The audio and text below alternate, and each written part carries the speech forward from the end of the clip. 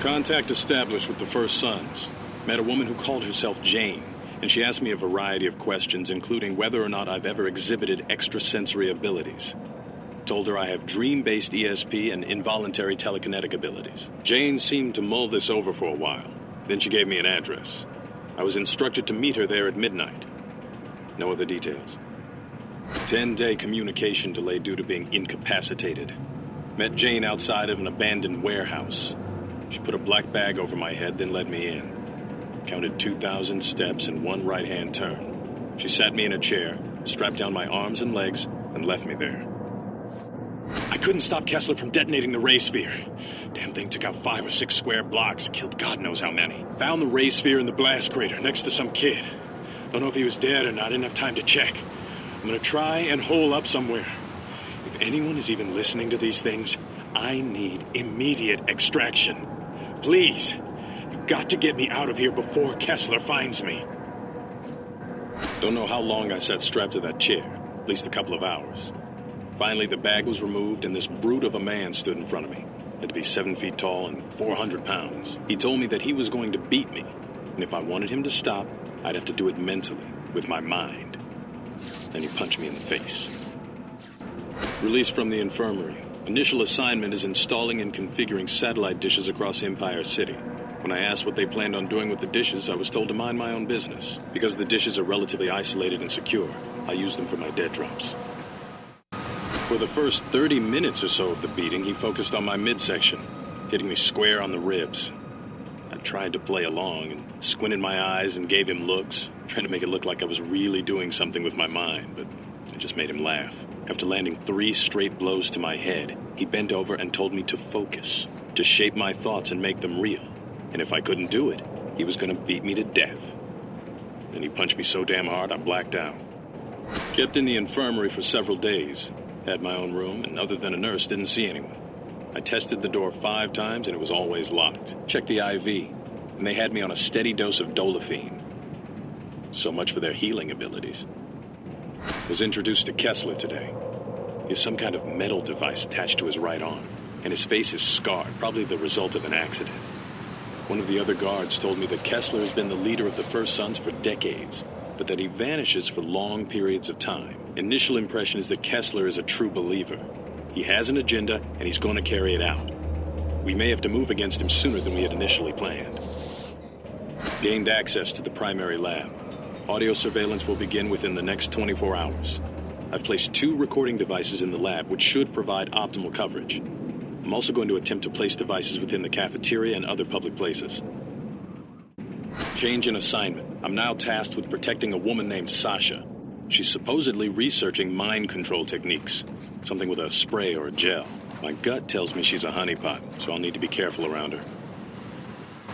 Audio recording of Kessler follows. Test subject number 345A is exhibiting remarkable signs of progress. The pituitary region of the brain has grown by 39%, and small muscle regeneration is nearly instantaneous. I do have some concerns with the lack of proper blood flow to the lower extremities. Oxygen absorption in those areas is off by 3.6%. A rather substantial decrease that could impact the subject's performance. We'll need to perform more tests. Background information. The origin of the First Sons dates back to medieval Europe, exact date unknown. Because they were viewed as witches or in league with the devil, they were forced to flee to the New World in the 17th century. Once settled in America, the group continued their meetings and experiments, focusing on telekinesis, precognition, and channeling. This is probably apocryphal, but current members claim responsibility for what happened in Salem in 1692 and 93, and use those events to validate their mentalist abilities. Background information. Membership levels surged after the Civil War as they sought out people who shared their interests and beliefs. But it was the arrival of Richard Tate in 1892 that resulted in the creation of what we consider the First Sons. Tate's primary goal was to use the technology of the time to unlock the true power of mentalists. Tate firmly believed that emerging technologies, particularly the work of Edison, could be used to enhance the group's mental powers. Discovered a cache of documents relating to the work of Luigi Galvani. It's obvious that someone, probably Kessler, took Galvani's ideas of how electricity interacts with muscles and tried to expand it. Bunch of stuff here about creating a new kind of ion, but I don't understand it. Gonna copy all of this and send it to the P.O. box. They escorted Sasha into the Warren tonight so that she could meet with some older man. Don't know his name, and Sasha made it clear she wanted the meet kept a secret. As for the Warren, it's even worse than I had imagined. Homeless people everywhere, people starving, buildings on the verge of falling down. Someone needs to take a bulldozer to that place. Background information. According to the group's official history, research surged ahead and numerous breakthroughs were achieved under Tate's leadership. Side note, no evidence remains of any specific breakthroughs. Repeated requests to witness anything created during this era were denied. End side note. After Tate's death, the First Sons formally designated Empire City as their base of operations. A romantic relationship has formed between Sasha and Kessler. Although it largely appears to be on the level, occasionally Sasha will mutter that Kessler isn't doing as he's told, or that she doesn't understand why he's different. She's clearly referencing something beyond the usual power dynamics present in any relationship. First glimpse of a device Kessler calls the Ray Sphere. It's about the size of a basketball and appears to be constructed from two halves that are connected via an array of electric cables and silicon boards. An unknown object occupies its center. At first blush, it looks like a bomb of some type. Gonna have to track it carefully. Audio recording of Kessler follows. Experiment number 34J. Placing a male rat of average size into a lead box. The Ray Sphere is in a secondary chamber adjacent to test subject. All previous experiments have ended in instantaneous death of the subject. Closing the lid, activating the Ray Sphere. Ray Sphere is cycling down, and... wait. I can hear the subject moving. Unbelievable! It's flying! Damn it! Shoot it! Shoot it! Kessler and Sasha had a very public falling out today. No real details about what prompted it, but it concluded with Sasha physically attacking Kessler. I was ordered to escort Sasha from the premises, which I did. As she left, Sasha turned and looked at me and said that she'd be back, that we'll suffer and die by her hand. Gotta admit, the look on her face freaked me out a bit. I expect to be reassigned to Kessler. Audio recording of Kessler follows. Experiment 52C. A full-grown male chimpanzee is connected to the Ray Sphere via 6 electrodes. Mitch, go ahead and turn the meter to 10. The subject is experiencing minor discomfort. Turn it up to 15. Interesting. Let's go to 20. Subject is now in obvious pain and is bleeding from the nose and ears. Go up to 28, Mitch. Damn it. Well, that didn't work as I expected. Mitch, get someone in here to clean that up. Audio recording of Kessler follows. Yes, I'd like to schedule a package for delivery. No, just one. Would it be possible to request a specific courier? I see. Well, I'm sure they're all reliable, but there's only one I trust. His name is Cole McGrath. Yes, I'll hold. Is anyone over there listening to these drops? It's been 2 weeks since I've had any contact with the agency, and the stuff I'm seeing is 1,000,000 times worse than what we expected. Animals with superpowers, people moving things with their minds. You can't expect me to handle all of this all on my own. Audio recording of Kessler follows. Final preparations nearly complete. The device will be delivered to the corner of 19th and Sloat at 1900 hours, with detonation following 2 minutes later. Post-blast, the device will be retrieved and placed into stasis while I await the results. In case the event doesn't bring about the desired results, a second event will be scheduled. Based on the evidence I've collected, I'm recommending immediate action be taken against Kessler. Because of the threat he poses to national security, Kessler qualifies for extraordinary rendition pursuant to subsection 34C of the Patriot Act. Please advise.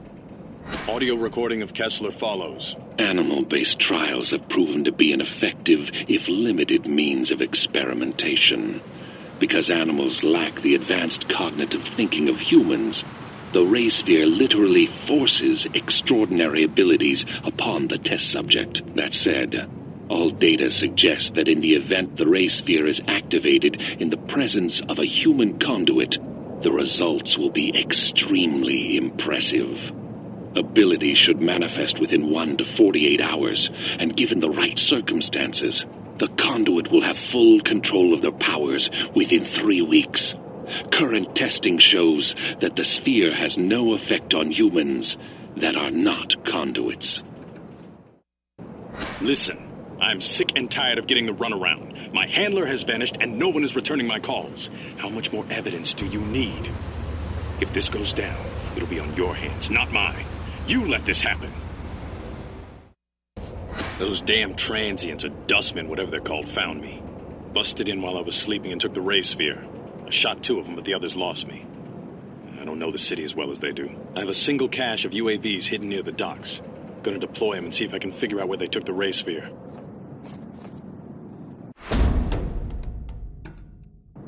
Made initial contact with Cole McGrath, the so-called Electric Man, and enlisted his help. Seems to have a good head on his shoulders, but he's been duped into working for someone called Moya. My gut says she's either with a rival agency, a foreign power, or is working for Kessler. I'd love to get my hands on her and find out what she knows.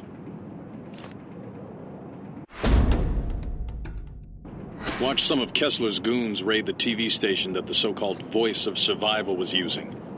He tried to send out a final broadcast, but they killed him before he could say much. Too bad it ended the way it did. Kinda like that kid. Been spending a lot of time thinking about what's happened here. The CDC suddenly getting military units. FEMA acting like a law enforcement agency. No word at all from anyone in the NSA. And God knows what the FBI is doing. Seems like someone is setting the stage for a fundamental shift in the way this country works and who runs it. If we don't destroy the ray sphere, there could be people like Cole everywhere. And who would stop them? Nobody. Agent White, this is NSA Director Houston. Your operation has been terminated. No one is blaming you for what happened. We know you did everything you could. We will have a chopper at Drop Point Zeta every day at 1650 hours.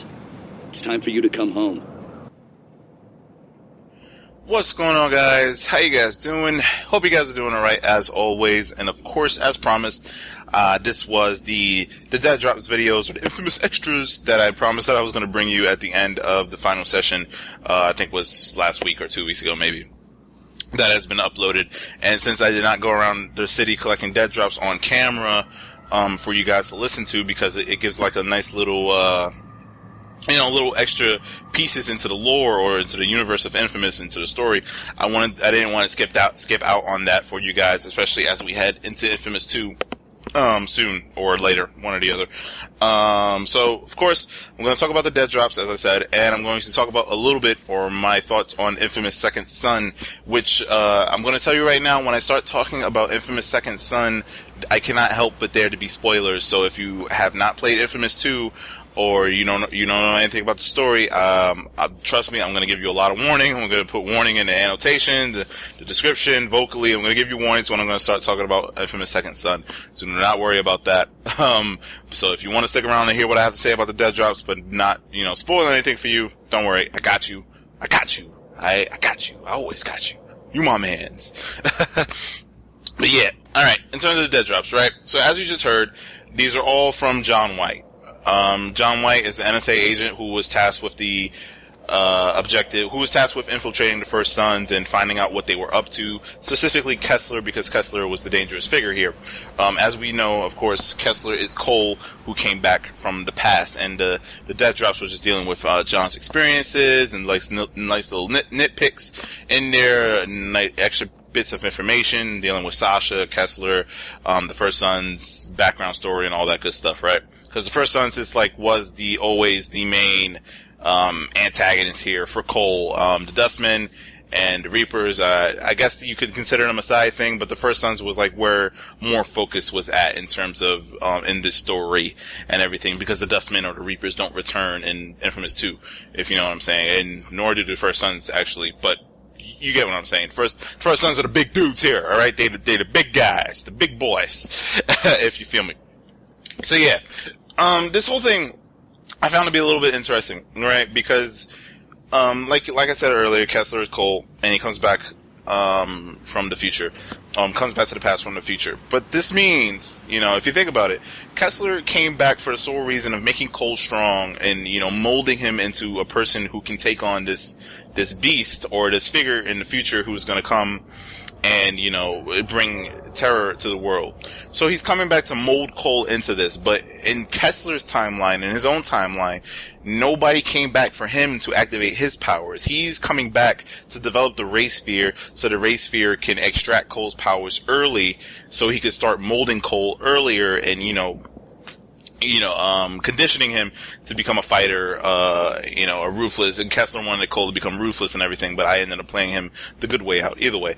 Regardless, that means that there is a conduit gene, you could say, kind of, much like the X gene, I guess. I don't know. I love X-Men, by the way, but, there's a conduit gene in, probably a small group or small population of humans that has not been activated yet, and I don't know how it comes out. I don't know if in Kessler's timeline was it brought out or not, because it was mentioned in the inFamous game itself that Kessler came back and started early development of the Ray Sphere. So, the keyword being early, so does that mean that Kessler's powers was brought out in his timeline by a Ray Sphere, or were they just naturally brought out? But either way, you get the sense that Kessler didn't get his powers until later. So he came back early to find Cole at a young age and get him those powers out.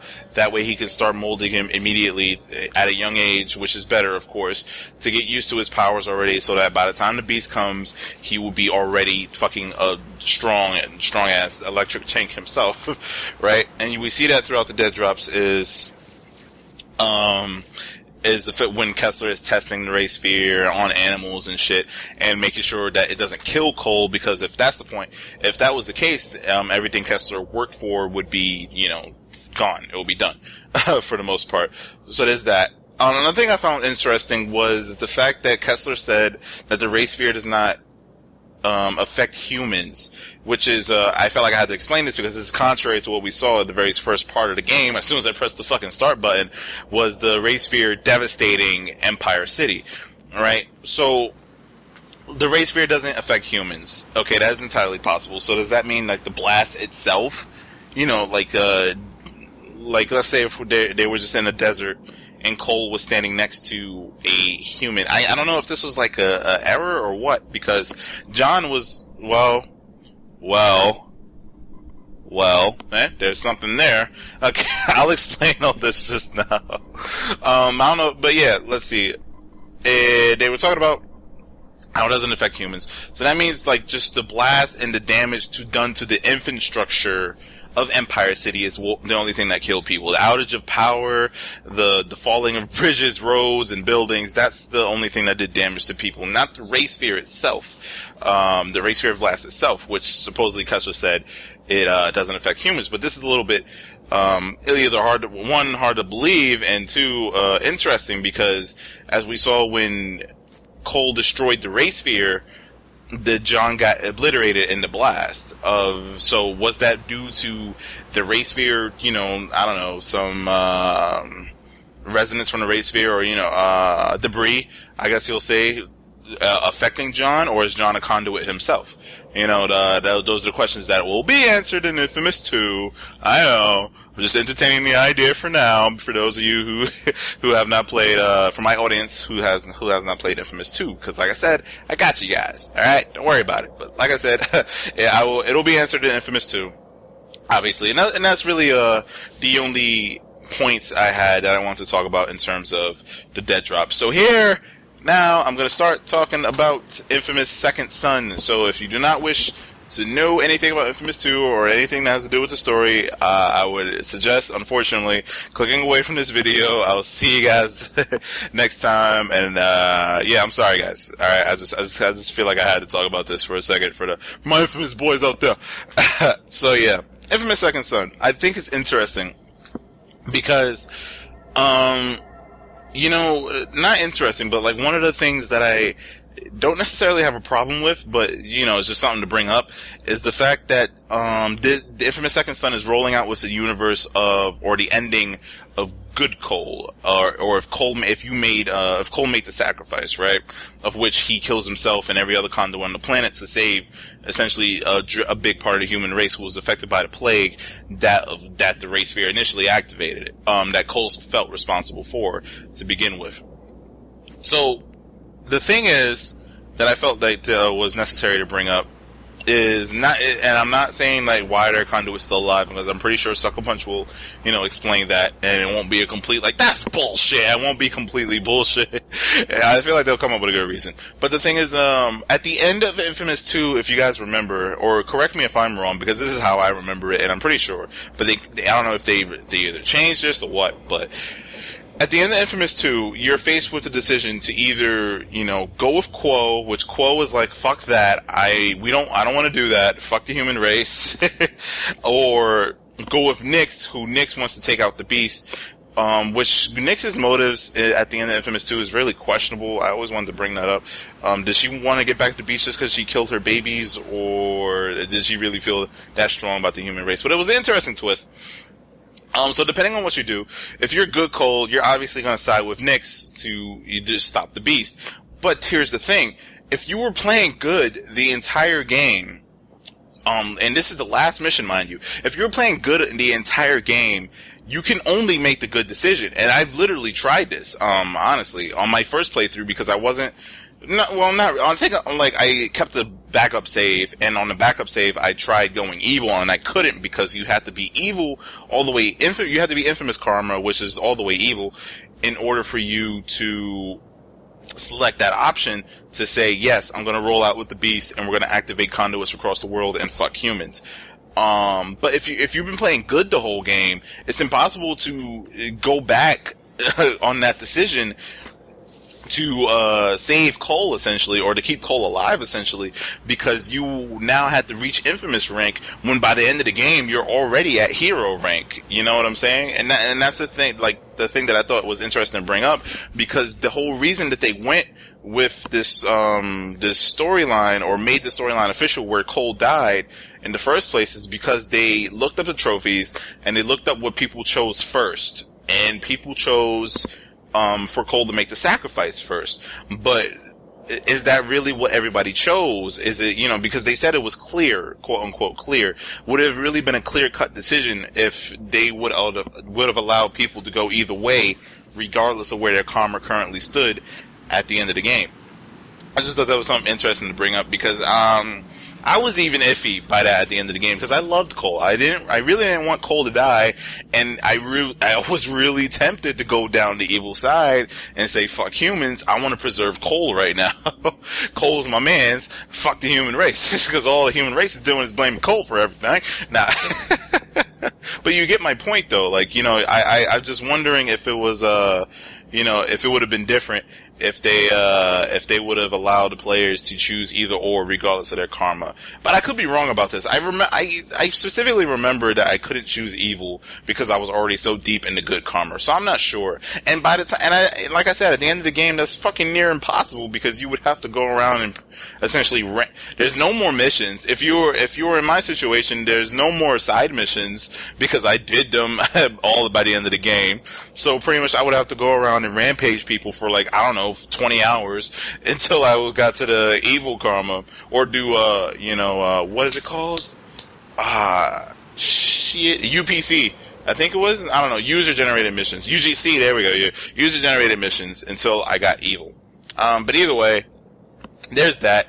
Other than that, Infamous Second Son looks fucking amazing, and Troy Baker behind it. Troy Baker's like in fucking everything now for some reason, but I don't mind. It looks fucking amazing.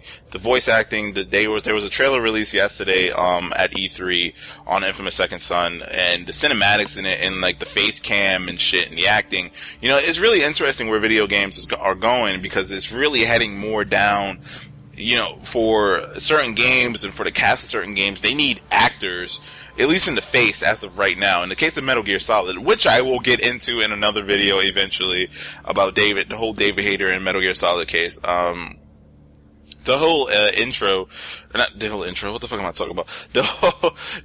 When you're casting for voice actors now, you need more than just a voice. You need a face. You need an actual movement. You need acting. In the case of Metal Gear Solid, I'm not sure how much of that exactly they'll need also in Infamous Second Son, but it seems like to some extent they really do. They need somebody who's talented at acting in order to portray all of these emotions and portray this shit.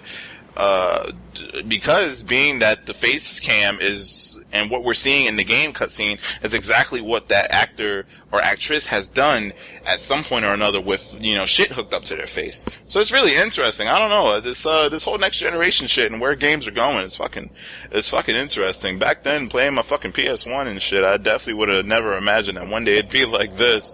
But you know, sheesh. You kids today are lucky. Nah, I shouldn't say that. I'm not a kid, but, you know, I'm young. You know, I'm 20 years old. I'm young. I'm not like, you know what's gonna be funny? When I'm fucking 70 years old and they come out with, like, a full virtual reality shit that's been tested and doesn't melt your brain and shit. That's what's gonna be, interesting, when that shit comes out and I'm fucking 70 years old and I'm gonna, of course, still be in the video games because that's just what I like to do. And I don't know. We'll see where everything goes. But shit, that's gonna be fucking tempting for me being 70. Yeah. I thought, you know, that as I got older, the least interested I'll be in video games, and that actually turned out to not be the case. I'm more interested in video games now than I've ever been before in my life. So, I mean, shit. Maybe one day I'll feel differently. But I definitely thought after high school I'd be out of the video games. But hey, everybody's different. And of course, not that it matters anyway. I mean, shit, it's what I like to do in my free time. I find it relaxing. I love it. Hey, what are you gonna do? But yeah, guys, I am out of here. Expect a lot of things coming in that probably blew your damn ears out. I apologize. Expect a lot of things that's coming in the future, or this week, hopefully by the end of this week. E3, like I mentioned earlier, it happened yesterday. A lot of big shit happened yesterday. I want to talk about that. I just don't know if I want to make like a professional video on it where, you know, like, I actually am constructed and organized, or do I just want to do like a first impressions thing? I gotta figure that out. And of course, I want to write about a lot of the games I've seen, or each of the conferences that I've seen, and what exactly I'm pumped for, and what I'm not so pumped for, and everything like that. So I'm going to try and get all that done by the end of this week. I don't know